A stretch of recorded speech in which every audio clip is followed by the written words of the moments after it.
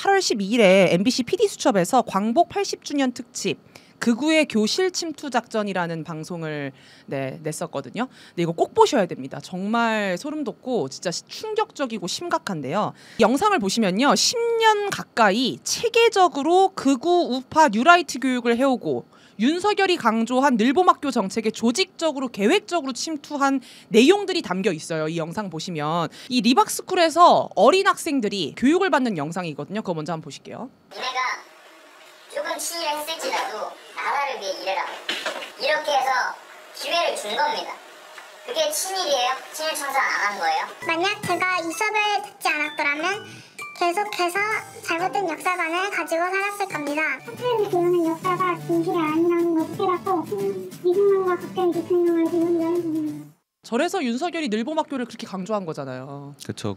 이런 극우 세력들이 학교에 어떻게든 침투해야 된다라면서 여러 작전을 짜왔고 그중 하나로 어떻게든 학교에 들어가자고 하면서 이 늘봄학교 강사로 들어가기 시작한 거죠. 그래서 역사 교육을 하지 않더라도 어떻게든 학교 학생들 근처에 가려고 저렇게 시도를 한 겁니다. 박근혜 정부 시기에 이 국정교과서를 지정하려다가 실패했잖아요. 저희가 그쵸. 정말 그때 잘 싸워가지고 그래서 우회로를 택하자. 국정교과서는 안 되겠다 해서 윤석열의 늘봄학교를 시작으로 조직적, 계획적으로 침투를 한 겁니다. 네, 일단 외부에 이제 리박스쿨 같은 거를 세워가지고 그 아이들 교육을 시작을 한 거고요. 그 외에도 이제 늘봄학교의 강사를 양성하는 과정들을 만들어내고 그 강사들한테 저런 왜곡된 역사 교육 과정을 의무로 듣게 하고 있었습니다. 저렇게 교육받은 애들이 자유대학에 전광훈 집회에 동원되고 있는 거예요.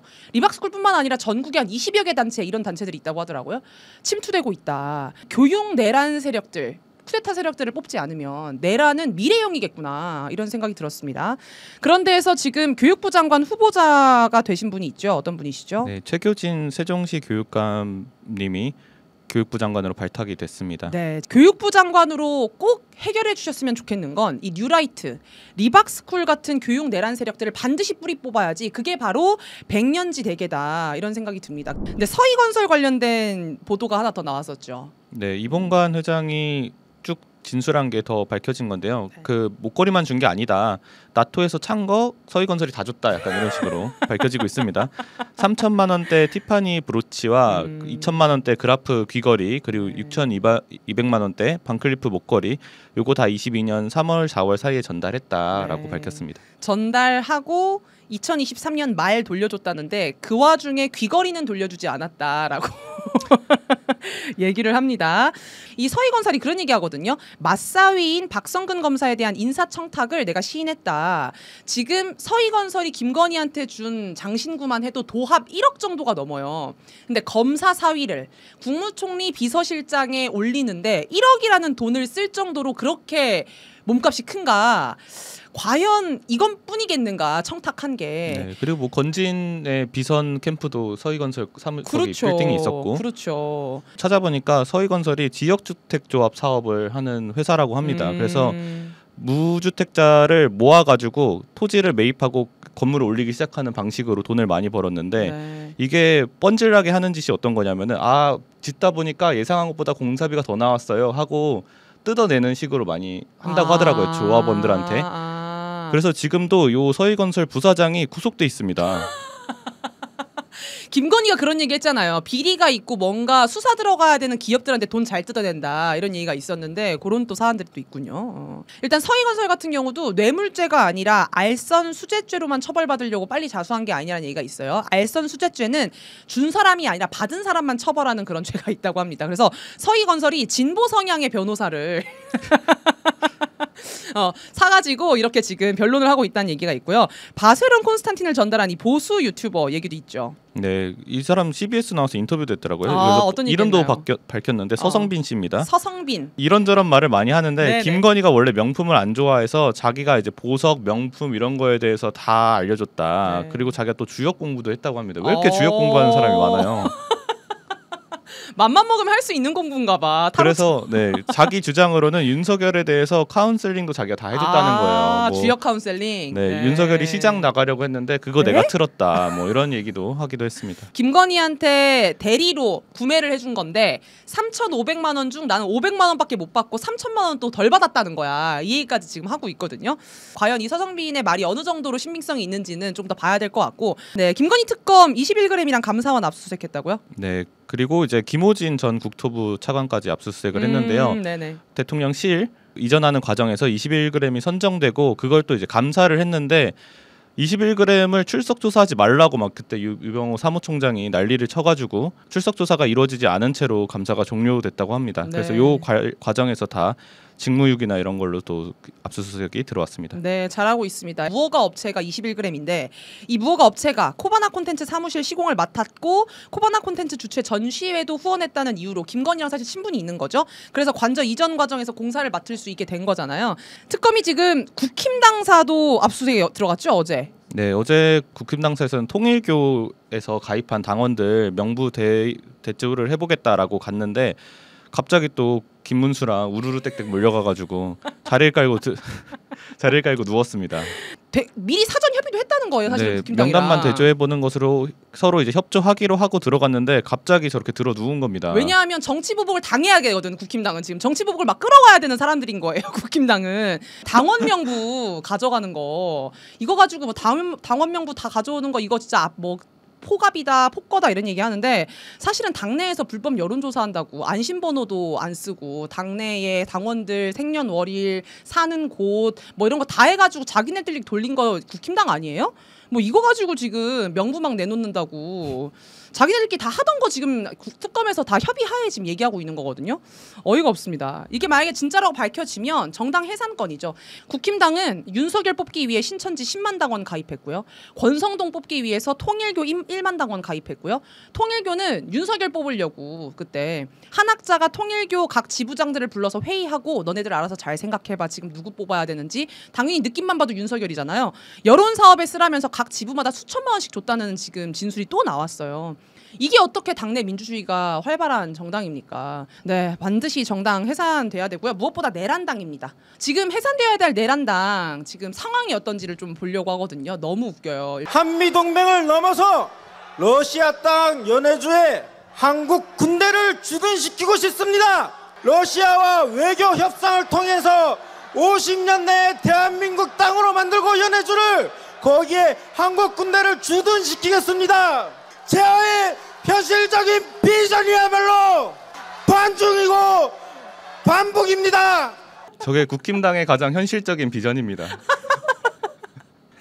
자, 러시아와 협력해서 블라디보스토크에 한국군을 보내서 내가 중국과 북한을 멸절시키겠다. 이게 바로 반중이다. 이런 거거든요. 근데 외교적으로 러시아가 블라디보스토크에 한국군을 주둔시키겠냐고요. 러시아가 우크라이나와 싸워서 블라디보스토크를 얻었대. 근데 블라디보스토크는 원래 러시아 땅이거든요. 이게 바로 국힘당 최고위원으로 출마한 사람의 모습입니다. 저 최우성이라고 하는 사람이 굉장히 이력이 독특해요. 저 사람이 원래 이준석 빠였어. 그래서 국힘당이 이준석 징계 먹으려고 할 때 이준석 징계 반대 집회를 자비로 연 사람이에요. 근데 거기에 7명밖에 안 모였나 봐. 원피스에서 강한 해적 7명을 뜻하는 칠무회가 있어요. 그래서 칠무회라고 이제 서로를 불렀는데 이 칠무회에 이준석이 와서 뒤풀이를 하자고 한 거야. 왜냐면 자기 그 응원하는 집회를 연 거니까. 근데 거기서 이준석이 술을 안 먹고 한마디도 안 하고 팸코만 하고 있더라는 거야. 아, 그래서 자기네들끼리 7명 모여가지고 야 우리는 칠무회다 이러고 있는 애들도 참 현실을 못 사는 애들인데 걔들 앞에 앉아가지고 모니터만 보고 있는 이준석은. 그래서 이준석이 페이스북에 뭐 글 올리고 바로 팸코 들어가서 새로 고침 계속 눌러가지고 뭐 딴 거 없나 이런 걸 보고 있더라는 거예요. 그래서 그걸 보면서 최우성이 아 이준석 저거 안 되겠다 해가지고 손절을 쳤다는 겁니다. 세상은 키보드밖에 있어요라고 이준석한테 조언을 했다고. 원피스 칠무회 우리는 칠무회야 이러고 있는 애한테 현실을 살으라는 조언을 듣는 이준석. 국힘당의 현실 최우성, 개혁신당의 현실 이준석 둘이 합당해가지고 해산 전에 합당해서 다 해산됐으면 좋겠어요.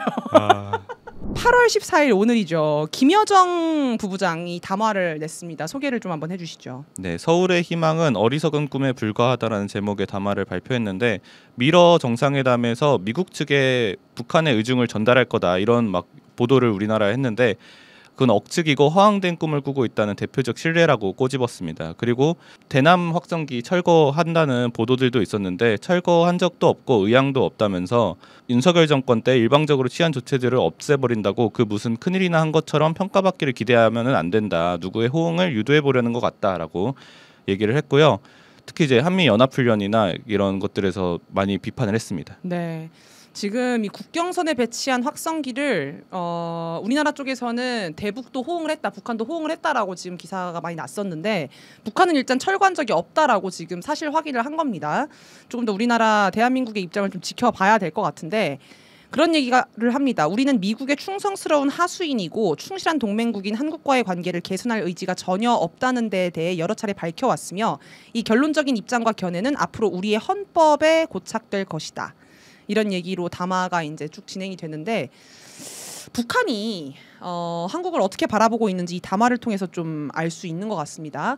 우리가 봐도 적대적 한미연합훈련의 요소가 완전히 빠졌다라고 보기에는 좀 민망한 수준이에요. 사실은 아예 안 하겠다는 것도 아니고 연기하는 거고 40가지 중에 20가지만 빼는 거고 20가지는 그대로 하는 거고 지금 이렇게 얘기하고 있는 거거든요. 그리고 북한을 반국가 단체로 명시하고 있는데 이거는 사실 흡수통일하겠다는 거 아니냐 이렇게 사실 북한은 볼 수 있다는 거죠. 이 적대적인 그 자세를 바꾸지 않으면은 근본적으로 바꾸지 않으면 안 된다는 지적인 것 같고요.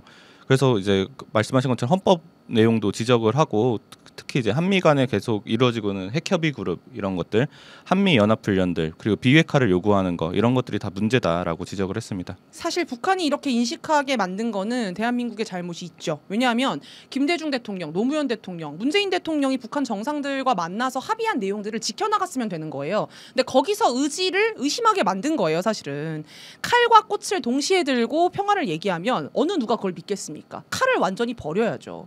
그래서 이 국민주권 시대에 걸맞는 남북관계에 대한민국의 주견을 세워야죠. 세워서 대담하게 실천해 나가야 됩니다. 이재명 대통령 지금 방미 일정이 나왔습니다. 소개를 좀 해주시죠. 네, 23일, 24일은 일본에 방문해서 이시바와 한일 정상회담을 진행을 하고요.